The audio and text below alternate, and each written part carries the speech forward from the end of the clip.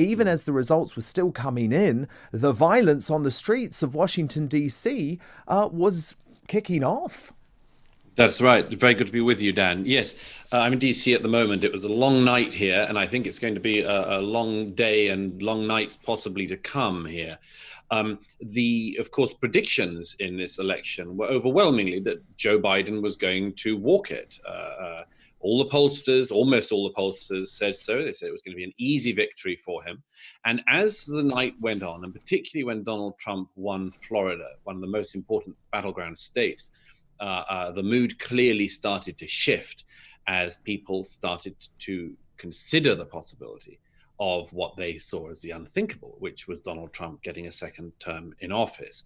And yes, you're right. As I tweeted out last night, a number of videos showing us inevitably the activities on the street of the so-called Antifa, fascist military groups that believe in far-left Marxist ideology, started to gather right by the White House, started to intimidate people, smashed people on the head with metal bats. And now the Washington, D.C. police are on top of this, got on top of this quite fast. But we'll see. It's a worrying portent of what could be to come. The city at the moment is entirely boarded up. It has been for the last few days. All businesses and hotels have wooden boarding over the front of them. And this is a city at the heart of a country that is expecting significant upset, possibly for some time to come. Because it does look like, Douglas, even if Joe Biden is able to squeak out a small victory here, that there are going to be legal challenges that could last for weeks or even months. And of course, presumably, that will see the social unrest grow by the day. That's right. The left, the Democratic Party and their media supporters in the US had been for a long time predicting that this election would see Donald Trump swept from office with the popular vote and much more. We saw major magazines, Economist and others, saying there was a 97% chance of Joe Biden winning. This, of course, was very reminiscent of 2016, when many of the same organs, many of the same pollsters said it was a dead cert for Hillary Clinton. What was interesting last night was that even as the exit polls came in, they once again showed that people had, as I predicted in The Sun the other day, underestimated Donald Trump. Donald Trump's share of, for instance, the Latino vote went up by 3 points among men and women. His share of the black vote went up 4 points among black American men and women. And these sorts of movements are fascinating because even if he is losing and loses more states to come, nevertheless, there are groundswell changes here that show that the presumption of the Democratic Party that they could just put in their safest candidate, barely put him in front of the country, have a vice presidential candidate who didn't give one press conference, that this actually wasn't the straightforward route to victory they predicted it would be. And Douglas, you talk about those figures in terms of Latino and black voters, and it's utterly fascinating, isn't it? Because you could say this was the year of racial identity politics, you know, BLM, compulsory diversity courses, the trans debate, and it did not have a positive electoral impact for Joe Biden against all odds.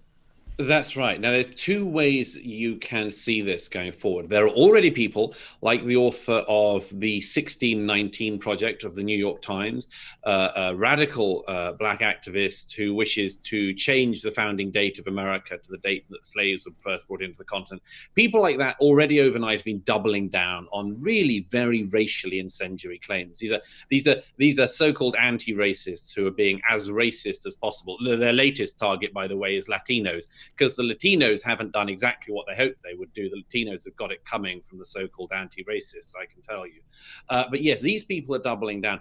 A sensible Democrat response to this would be to ask whether they win or not. And as I say, the margin is not going to be very good either way.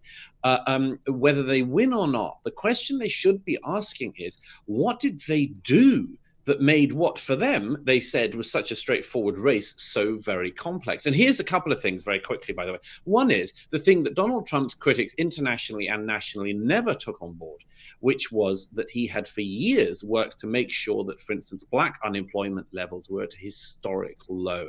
That is, black employment was higher than it had been at any point. Now, people didn't give him credit for that, but a lot of people noticed it. A lot of black Americans noticed it. A second thing was, it was presumed by the Democratic Party and by the BLM activists that Donald Trump talking about law and order would be seen in the weird racist way they see it as somehow against the black community. But Donald Trump made clear that that wasn't the point. He, for instance, highlighted the tragic, awful killing of David Dorn, a black retired police officer killed at the heights of the riots earlier this summer.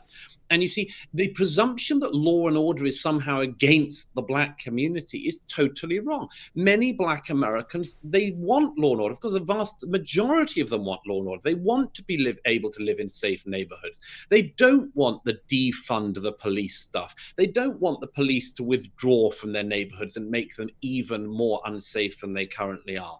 And so there are a lot of presumptions that the Democratic Party has made, which have been shown for the second time in 4 years not to be fit for purpose. Well, indeed. I mean, I saw a video on Twitter the other day of the NYPD, and it was actually black officers in New York facing the most revolting racial insults from defund the police protesters. That's right. And these people are saints, by the way. I mean, what I have seen, and what we can all see on video of, as you say, black officers being insulted by white men and women in the name of anti-racism. I mean, these people deserve a huge amount of credit, these officers, that they do not get. And yes, there have been cases in recent years in America of appalling police violence against, by the way, I should stress, people of all backgrounds. But the weaponization of some of those cases in the name of so-called racial justice by very racist, so-called anti-racists is a scandal in American public life. And I hope that whoever wins this election make sure that that card can't be played again. Division can happen in every direction in this country, goodness knows, and it could happen in any direction going forward in the coming days. But that whole narrative that, you know, it's sort of Nazis against the rest, or anti-Nazis against Nazis, and racists against anti-racists, has to stop. It is highly divisive, and it should be seen as such wherever it's coming from. And Doug, it's just funny, it's no wonder that the public is turning off the mainstream media yet again, is it? I mean, you have a once great broadcaster like CNN seemingly missing the public mood entirely over the course of this election, not covering the fact that there were clearly issues with Joe Biden's candidacy and campaign.